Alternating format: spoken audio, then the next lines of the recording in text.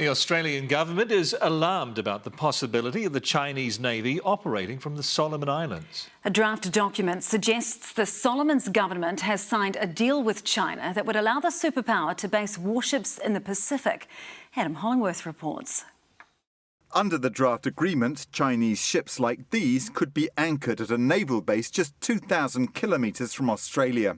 That is our backyard, that is our neighbourhood, and we are very concerned of any activity that is taking place in the Pacific Islands. Our Pacific Island friends know that we are there to support them.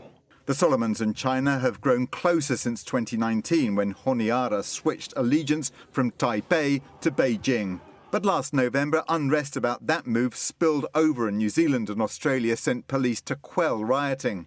Political scientist Anne-Marie Brady says the Solomons is a failed state and the Prime Minister, Manasseh Sogavare, is isolated.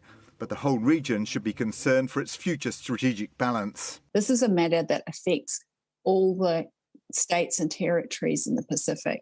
We need to look and see if something can be done. It's a draft agreement at the moment. Can pressure be brought to bear on the Solomon Islands government not to sign this agreement?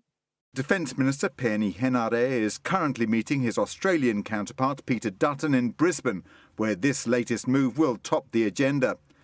But Foreign Minister Nanaia Mahuta says if genuine, this agreement could be very concerning. She says the purported agreement could destabilise the current institutions and arrangements that have long underpinned the Pacific region's security.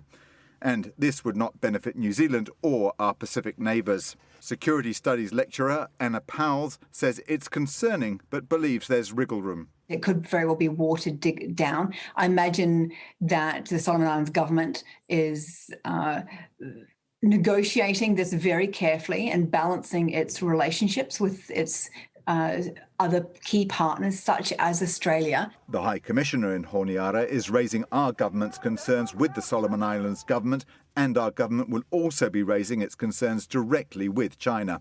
Adam Hollingworth, Newshub.